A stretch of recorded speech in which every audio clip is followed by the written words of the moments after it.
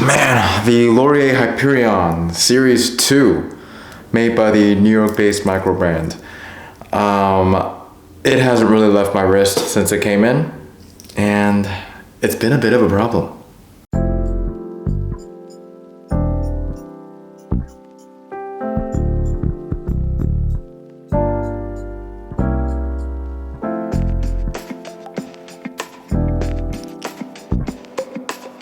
So this Hyperion Series 2 has just been the bane of my existence. To be clear, it's because of how great this thing actually is. I got it as my latest acquisition about 3-4 weeks ago. I'll kind of explain the reason why, or one of the many reasons why I decided to pull the trigger on it, but we're actually going to very atypically for this channel start with the specs. We have here a case that comes with a 39mm diameter.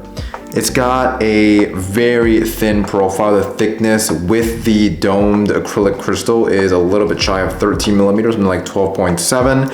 And if we don't count that domed crystal, it's actually less than 11mm, around 10.5mm in thickness.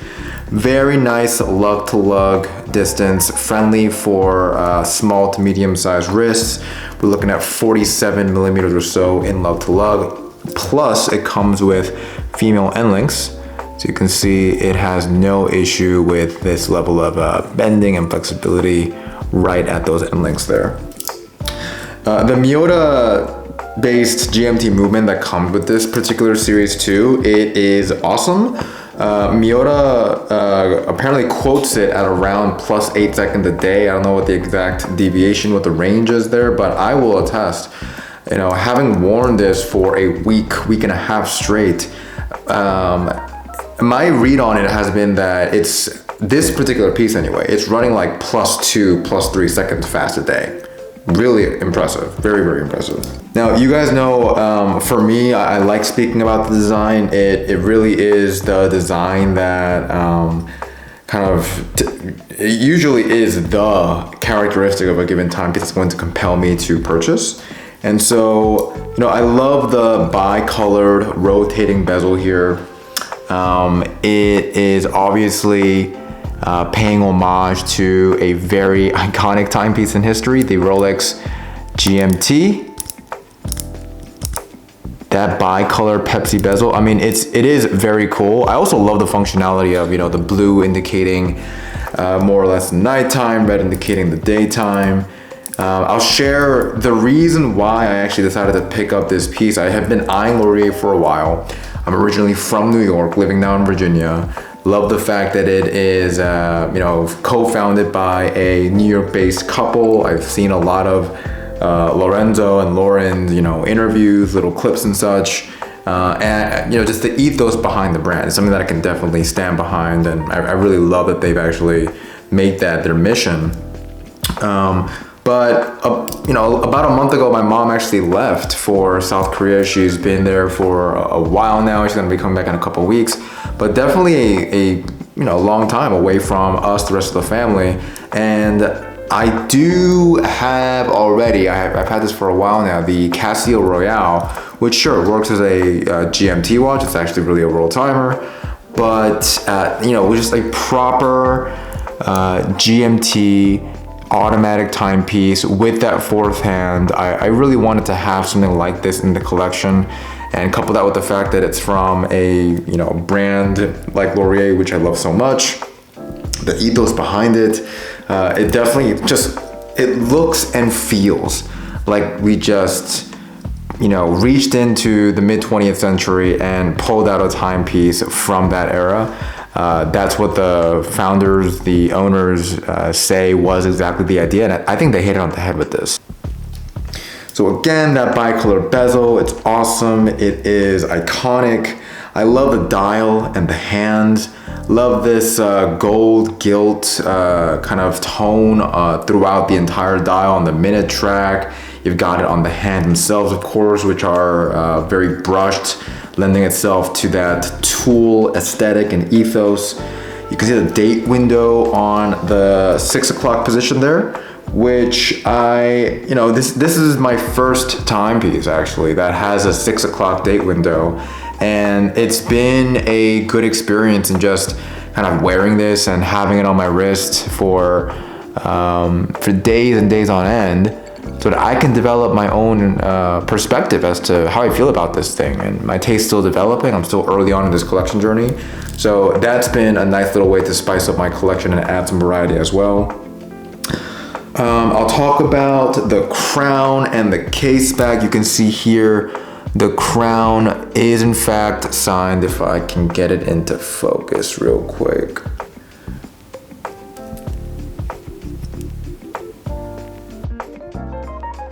Yeah, the crown is signed with the Laurier logo there.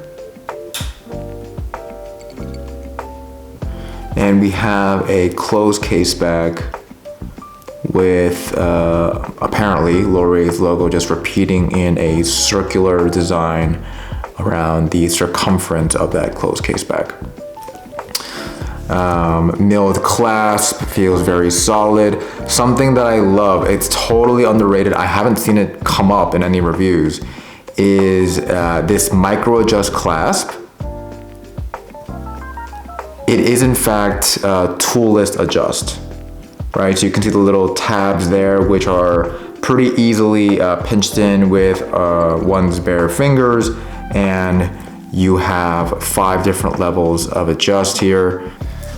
You know, the beveling on this case is actually pretty reminiscent of my SPP 143.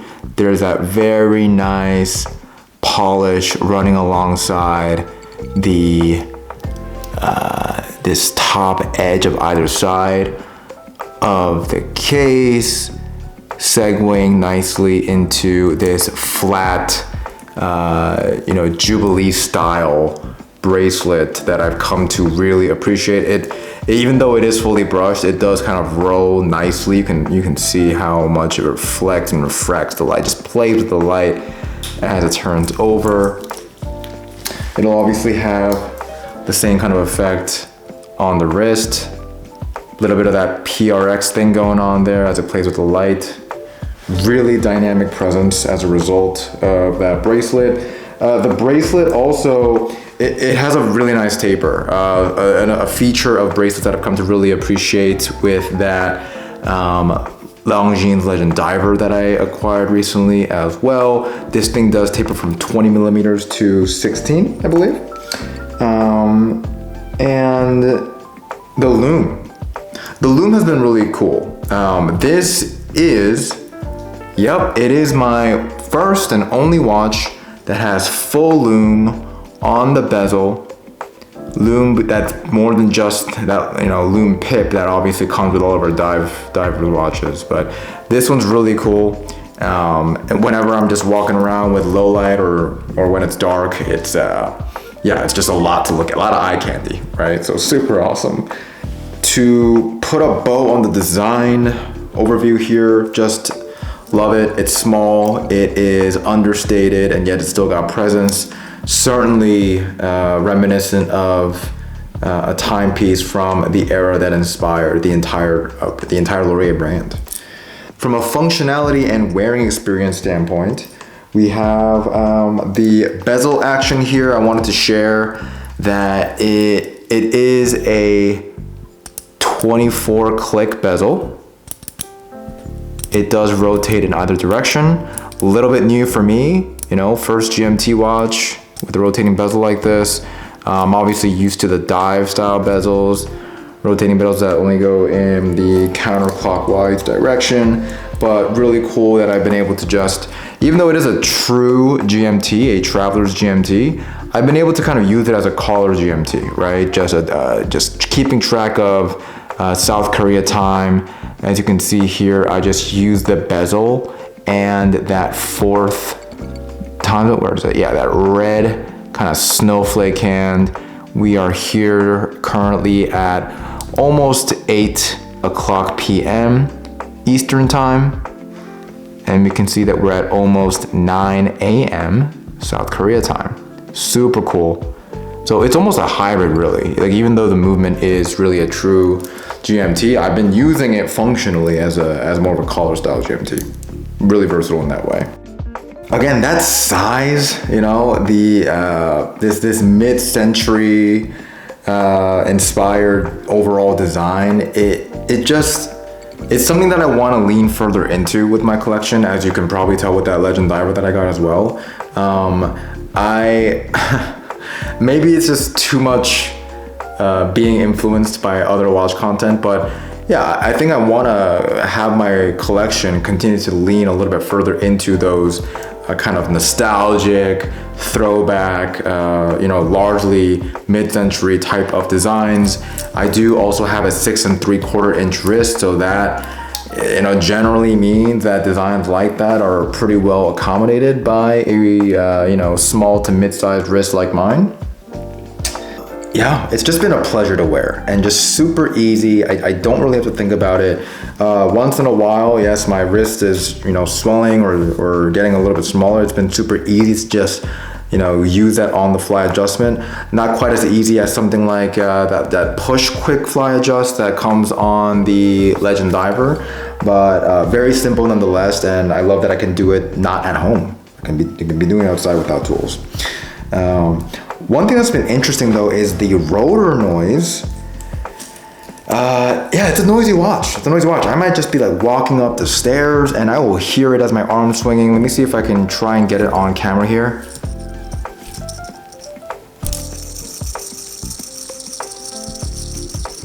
Yeah, I think you hear that.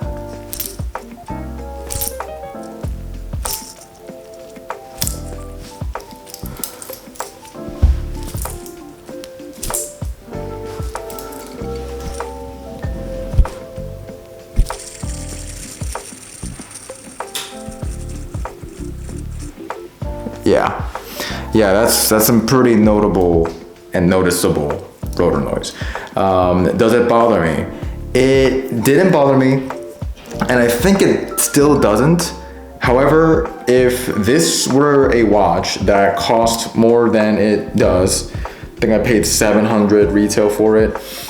If this were a watch that were in the thousands, like the Legend Diver, it would probably strike me as a bit less refined. It does strike me as a bit less of a refined trait of the watch, the fact that it makes that kind of noise. But given what this is, given how rugged it's meant to be, the original kind of like adventure style, travel style ethos of a GMT style, bicolor Pepsi bezel watch, like the original Rolex GMT, with the size that it does come as, you know, the plexiglass, that acrylic crystal, like it works. It makes sense for what this is. I don't think I'm just making excuses for it because I'm in love with it, but I will also confess that is entirely within the realm of possibility. I bonded heavily with this watch. That first week after it came in, I did wear it nonstop. I never took it off. I showered with it, I slept with it. And, you know, for some of you out there, you might say, okay, that's pretty normal. Like it was a new watch. I will go ahead and say that I have like a pretty decent collection at this point. I have quite a few timepieces. There has not been a single timepiece for which I spent the first week like that, you know, like my eyes were glued to it. No other timepiece in my collection had any right to even enter my thoughts during those first 7 days or so. This was cannibalizing all of my watch, the thought processing, my watch thoughts, okay? Now, you know, it does give me that really important connection to New York. I had been thinking about purchasing a Bulova just because the headquarters is in Queens. I'm originally born and raised in the borough of Queens in New York. I struggled to find a Bulova that really excited me. This is also representing my first foray into microbrand, right? So just a lot of firsts, a lot of strong connection that I can see with myself. I think I'm gonna remember this also as the watch with which I spent, you know, the first month set to South Korea time, checking in on my mom, making sure that yeah, that I'm just thinking of her as she's away. I think that might just about do it for this one. I'm absolutely in love with this watch. It is probably on my wrist. Oh boy, I think it's been on my wrist like above 50%, maybe around 50%, a little bit more of the time, of my wrist time since it came in. So other watches in the collection, you gotta watch out. I'll also just say like this, maybe it's just me. By no means am I a photographer or a videographer, but it is just a photogenic watch. It looks good on camera. There's that too. And the flat like Jubilee style bracelet, it's just a great look. I'm probably not gonna be taking it off the bracelet, to be honest, even though I'm sure it'd be awesome as a strap monster. My goodness, just an amazing piece. Okay, cool. Well, thank you so much for sticking around to hear about the Laurier Hyperion Series 2, my latest acquisition. If you have any questions, if you have anything to share about the Laurier, then please add them down below. Have you ever had a watch that you just fell in love with? Your honeymoon period was so strong that you had no opportunity to even think about any of the other timepieces for the first X number of days. Yeah, what do you think about Laurier, the brand? And as always, if you have any prayer requests, if you have any words of praise, then please share those down below as well. Thank you, I appreciate you, and see you next time.